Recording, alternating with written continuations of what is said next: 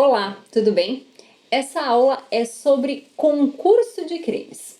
Começamos já falando do concurso material, previsto no artigo 69 do Código Penal, cujo caput diz: quando o agente, mediante mais de uma ação ou omissão, pratica dois ou mais crimes, idênticos ou não, aplicam-se cumulativamente as penas privativas de liberdade em que haja incorrido. No caso de aplicação cumulativa de penas de reclusão e detenção, executa-se primeiro aquela. Bom, começando de baixo para cima, a observação que a gente tem é que quando nós tivermos várias penas aplicadas, sempre o sujeito começa a cumprir a mais grave. Então, se tiver pena de reclusão e detenção, reclusão é mais grave, é por aí que a pessoa começa o cumprimento. Depois disso, propriamente o que é concurso material? Quando nós falamos em concurso de crimes, nós estamos falando em uma pluralidade de crimes. No concurso material, a gente tem mais de uma conduta em mais de um crime. Ou seja, eu cometi condutas. Exemplo, eu matei alguém e eu ocultei o cadáver. Notem, eu tenho dois verbos, eu tenho duas condutas ativas, né? Duas ações. E, portanto, eu aplico o concurso material. Isso vai implicar que lá na condenação o juiz vai calcular a pena do homicídio, nesse meu exemplo, e da ocultação de cadáver. E vai somar essas penas. Por quê? Pela regra do concurso material. É completamente diferente quando nós falamos em concurso formal. O concurso formal é aquela hipótese em que, ok, nós temos mais de um crime, mas o agente cometeu uma única conduta. Então, imaginem o seguinte: eu estou dirigindo e acidentalmente, por um descuido, eu atropelo duas pessoas. Uma vem a óbito e a outra só se lesiona. Então, eu tenho dois crimes. Eu tenho um crime de homicídio culposo de trânsito e um crime de lesão corporal culposa de trânsito. Nessa hipótese, que regra eu aplico? Artigo 70. Primeira parte do caput diz: quando o agente, mediante uma só ação ou omissão, pratica dois ou mais crimes, idênticos ou não, aplica-se-lhe a mais grave das penas cabíveis, ou, se iguais, somente uma delas, mas aumentada em qualquer caso de 1/6 até a metade. Então, notem, esse meu exemplo de eu dirigir de forma descuidada, atropelar duas pessoas e uma morreu e a outra só se lesionou, pela regra do concurso formal, sendo uma única ação, a minha pena aplicada vai ser a pena do homicídio culposo, que é uma pena maior, com o aumento pelo concurso formal. Ah, mas se eu tivesse só machucado as duas pessoas? Bom, aí a gente ia pensar aí nas circunstâncias, né? Ver se as duas de fato iam ser penas idênticas. Aí eu pegaria qualquer uma delas e aplicaria o aumento pelo concurso formal. Na sequência, o mesmo caput segue e diz assim, leio: as penas aplicam-se, entretanto, cumulativamente, se a ação ou omissão é dolosa e os crimes concorrentes resultam de desígnios autônomos, consoante o disposto no artigo anterior. Eu diria que é essa metade aqui, da metade para o final do artigo 70, que complica a nossa vida.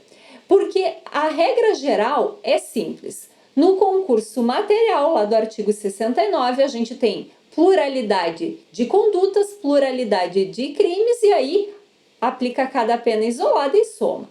A regra geral do artigo 70 do concurso formal: eu tenho uma conduta só e eu tenho uma pluralidade de crimes, então eu pego a maior pena, ou se forem iguais, qualquer uma delas, e eu aplico o aumento. Mas aí vem o legislador e coloca uma observação ligada aos desígnios autônomos, para dizer o seguinte: se eu queria todos os resultados e eu pratiquei uma conduta só, por eu ter os desígnios autônomos, ou seja, por querer todos os resultados, eu vou responder pela regra do concurso material, por mais que seja concurso formal. Então imaginem assim, eu quero matar 2 pessoas, mas aí eu pego, sei lá, um fuzil para matar as 2 pessoas e eu com um único tiro de fuzil consigo matar as 2 pessoas que eu queria matar. Nessa hipótese, a gente vai usar a regra dos desígnios autônomos. Por quê? Porque por mais que eu tenha praticado uma única conduta, eu queria aqueles 2 resultados. Então, por uma questão de justiça, o legislador incluiu essa hipótese dos desígnios autônomos no artigo 70. E aí a regra aplicada é como se fosse concurso material. O artigo 71 vai falar de uma terceira hipótese chamada continuidade delitiva ou crime continuado. Diz o artigo 71 caput: quando o agente, mediante mais de uma ação ou omissão, pratica 2 ou mais crimes da mesma espécie e, pelas condições de tempo, lugar, maneira de execução e outras semelhantes, devem os subsequentes ser havidos como continuação do primeiro. Aplica-se-lhe a pena de um só dos crimes se idênticas ou a mais graves se diversas, aumentada, em qualquer caso, de 1/6 a 2/3. Bom, primeiro vamos entender o que é o crime continuado ou continuidade delitiva. É diferente das outras 2 hipóteses que nós já falamos de concurso de crimes, a continuidade delitiva é uma criação de política criminal para que a gente puna menos. Tecnicamente, a continuidade delitiva seria concurso material, só que é um concurso material muito especializado, porque eu tenho um agente que pratica vários crimes idênticos, com modus operandi parecido, com locais parecidos, né? Por exemplo, na mesma cidade, no mesmo bairro ou em cidades próximas. E aí o legislador pressupõe que o segundo, terceiro, quarto crime são continuação do primeiro. Para quê? Para que a gente possa punir menos. Volto a repetir. A continuidade delitiva seria uma hipótese de concurso material, mas por decisão de política criminal, a gente aplica esta regra para punir menos. E aí, como é que a gente vai definir, afinal de contas, quanto a gente vai aumentar? Aí vem a jurisprudência do STJ, que súmula 659, qual é a fração de aumento. Então, diz a súmula 659 do STJ: a fração de aumento em razão da prática de crime continuado deve ser fixada de acordo com o número de delitos cometidos, aplicando-se 1/6 para a prática de 2 infrações, 1/5 para 3, 1/4 para 4, 1/3 para 5, metade para 6 e 2/3 para 7 ou mais infrações. Então, o aumento pela continuidade delitiva, ele é estabelecido por essa súmula. Também lembro que, por orientação jurisprudencial, para que a gente possa usar a continuidade delitiva, entre um crime e outro, nós não podemos ter prazo superior a 30 dias. Notem que o próprio artigo 71 fala que nós temos que ter condições idênticas de tempo. Então, eu não posso ter um lapso temporal tão grande entre um crime e outro. Isso é muito comum a gente usar em crimes de estelionato, em crimes de furto, enfim. E aí tem que ser, de fato, um crime cometido atrás do outro para que a gente possa aplicar essa regra. Além disso, lembre, condições semelhantes de lugar, de forma de execução.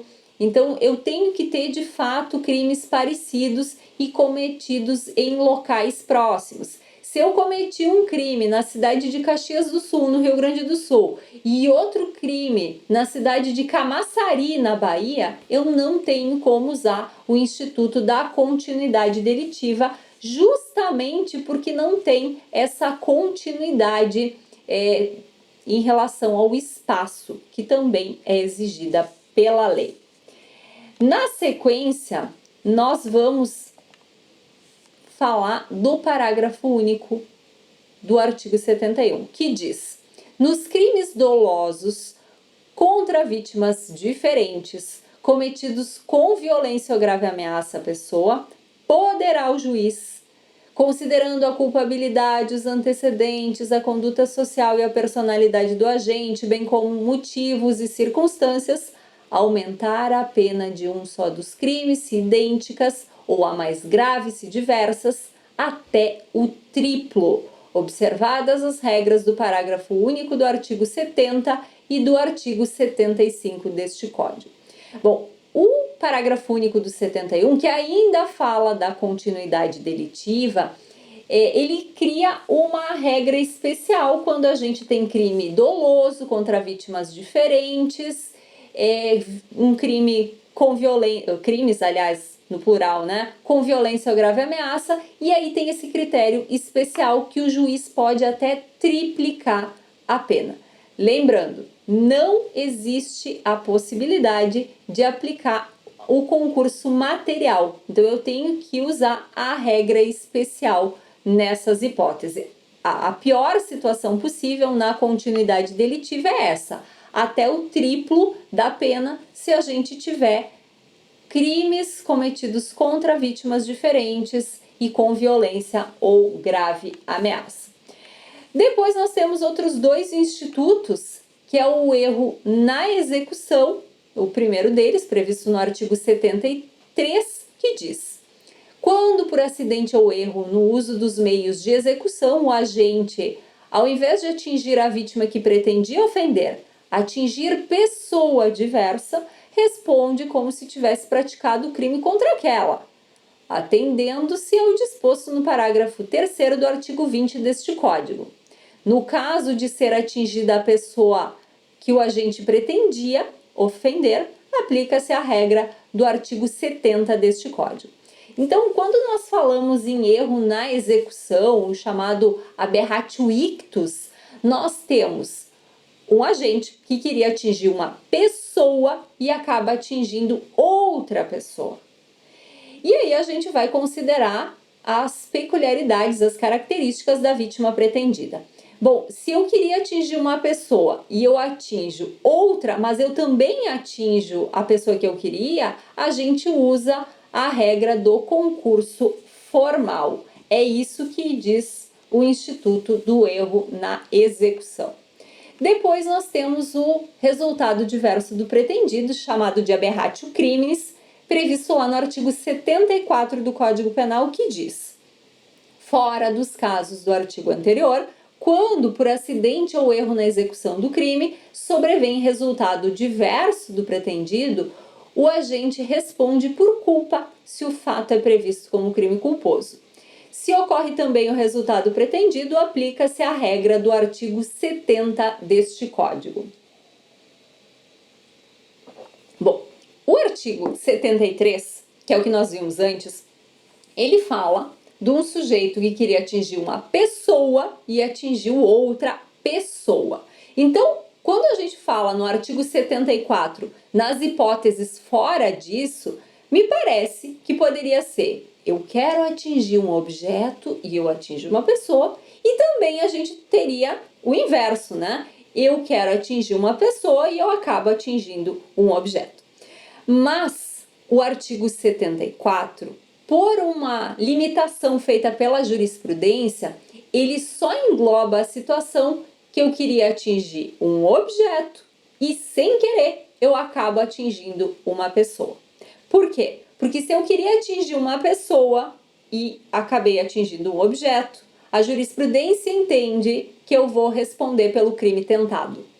Por quê? Porque o meu objeto era um bem jurídico maior e aí eu não posso usar o resultado diverso do pretendido. Então, quando eu vou usar esse instituto? Bom, imaginem que eu queira, esse é o exemplo clássico, quebrar uma vidraça. E aí eu pego uma pedra, arremesso para atingir essa vidraça, mas alguém passa e eu acabo, sem querer, dando uma pedrada nessa pessoa. Se essa pessoa se lesionar, eu vou responder por lesão corporal culposa. Se essa pessoa morrer, eu vou responder por homicídio culposo. Isso é o que diz o artigo 74 do Código Penal. E se eu atingir 2 resultados, né, o que eu queria e mais esse outro, aí eu respondo em concurso formal pelas 2 coisas. Depois, para finalizar essa aula, eu menciono aqui a questão do limite das penas, né? O artigo 75 caput do Código Penal diz que o máximo de tempo que alguém pode cumprir pena no Brasil é 70 anos. Isso foi fixado pelo pacote anticrime, que começou a valer em janeiro de 2020. Antes disso, nós tínhamos a limitação de 30 anos, então, para quem cometeu fatos antes do pacote anticrime, segue valendo a regra dos 30 anos. E a partir de janeiro, então, de 2020, a nova regra dos 40 anos. Lembrando, esse período é a cada unificação de pena. Toda vez que o sujeito cometer novo fato criminal e tomar nova condenação, se a condenação dele ultrapassar os 40 anos, a gente vai desprezar a pena que já foi cumprida e quando voltar e fazer essa nova unificação, volta o limite dos 40 anos. Então não é que as pessoas no Brasil só possam ficar presas 40 anos. Ela pode ficar no máximo 40 anos cumprindo pena por aquela condenação. Se cometer fatos posteriores, vai poder ficar presa por mais de 40 anos. Além disso, por que a gente se preocupa então com condenações acima de 40 anos? Às vezes a gente tem condenações lá de 80 anos de reclusão que a acusação diz que vai recorrer. Por que isso? Porque para fins de progressão de regime não vale esse limite de 40 anos, vale a condenação real. Então, se eu tenho uma condenação a 100 anos de reclusão, é em cima de 100 anos de reclusão que eu vou aplicar o percentual para progressão de regime. E aí existe a possibilidade da pessoa ficar 40 anos em regime fechado. Dito isso, oficialmente encerramos essa aula. Eu espero que você tenha aproveitado e até mais. Tchau!